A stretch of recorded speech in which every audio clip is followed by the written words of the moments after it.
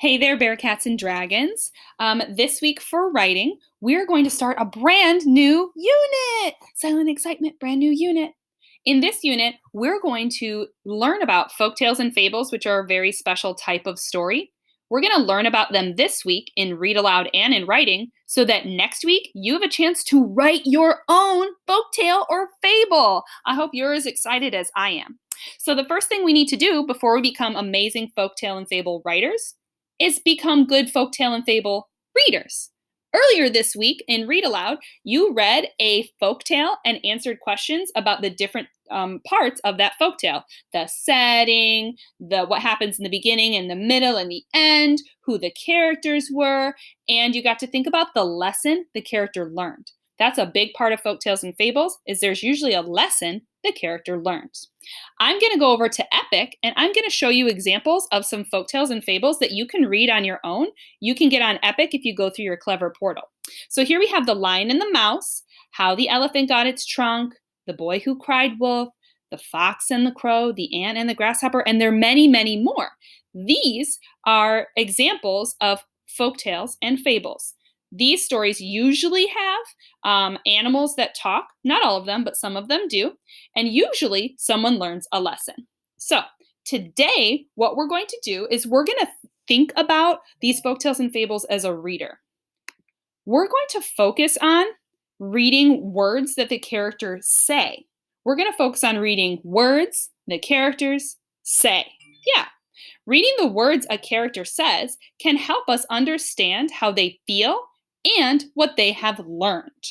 So we're going to think about the words that the character says in our story today.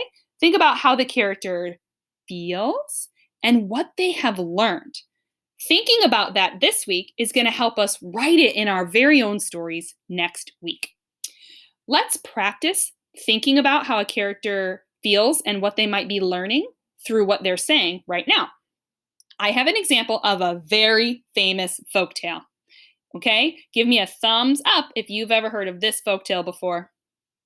The Three Little Pigs. Oh, I bet there are so many thumbs up right now. This is one of my favorite stories.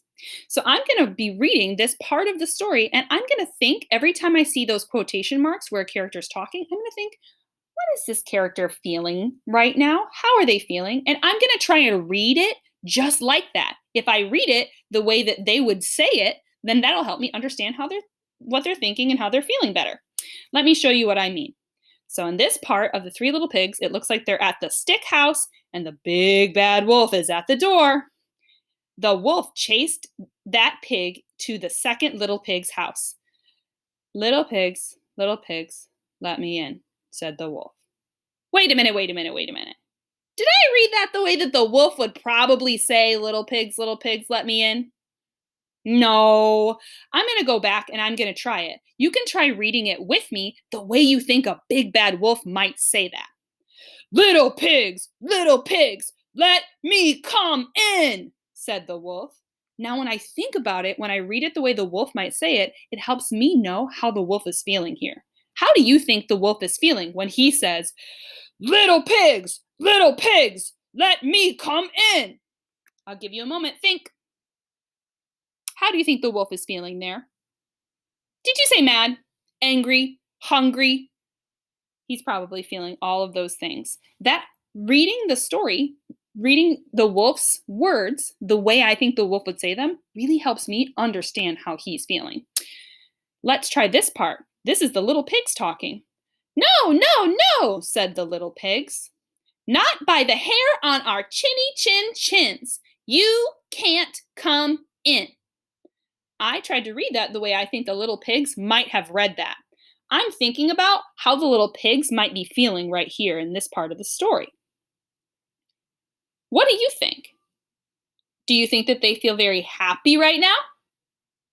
No. When you say, no, they're probably angry or upset or scared or afraid.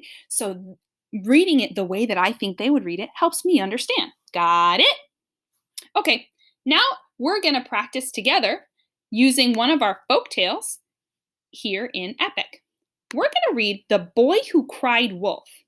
As I'm reading through this story, I'm going to stop a few times and let you practice reading the way you think the boy who cried wolf might say certain things. That way you can practice thinking about how is he feeling right here. Okay, here we go. Long ago, a boy watched his sheep near a village.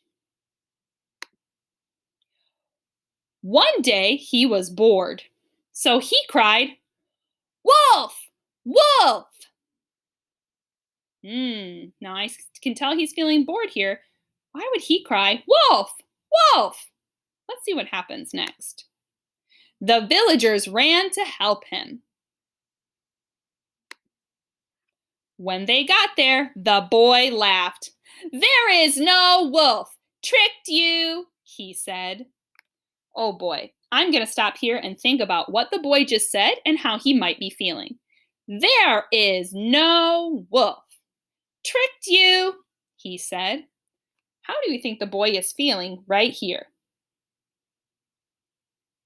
I think he thinks he's being pretty funny. He's laughing. He thinks this is a funny trick. So reading this that way helped me know he's thinking he's doing a really good trick and having a lot of fun with it. All right, let's see what happens next. You're going to get a turn next. Weeks later, the boy was bored again. "Wolf! Wolf!" he cried. I want you to practice reading these words, wolf, wolf, with these exclamation marks. Go ahead, your turn. He cried. Oh, I hope I heard you reading that just the way you think the boy would do it. Again, the villagers ran to help him. When they got there, the boy laughed even more. The villagers were annoyed. The next day, a wolf did come. Oh boy, how do you think he's going to read these two words this time? How do you think you should read these words this time? How would the boy say it now that there's really a wolf coming after his sheep? Should he go, "Wolf! Wolf!" Or should he go, "Wolf! Wolf!" cried the boy. I'm going to give you a chance to read it on your own. Here we go. Cried the boy. Good job. How do you think the boy is feeling right here? Is he still thinking he's doing a really good joke? Yeah, I also think he is very scared. There's actually a wolf here this time. But this time, nobody came, and the sheep ran away. So the boy went home without his sheep. The end. Now there's an activity here, but we won't do that right now. You can do that activity if you want to go to Epic later. So here, the boy kept crying wolf, the villagers kept coming, and he kept laughing at them for tricking them. Now, the villagers did not come because they thought he was playing a trick again, and his sheep ran away. What do you think is the lesson that the boy learned at the end of this story?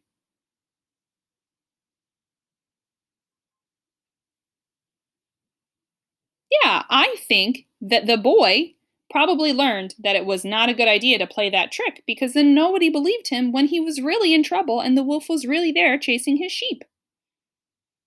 So this is an example of a folk tale because there's a boy in the story who learned a lesson. I was able to think about the way he is feeling in different parts of the story by reading his talking just the way I think he might read it. Now that we've gone through The Boy Who Cried Wolf, you can answer the questions in this Google form. Remember, this reading lesson is going to help us as writers next week when we write our own folktale and fable. Maybe this week you can find other folktales and fables and you can read them and you'll learn even more about the way that these special stories go. Okay, Bear Cats and Dragons, I'll see you next week for our own writing of folktales and fables. Can't wait!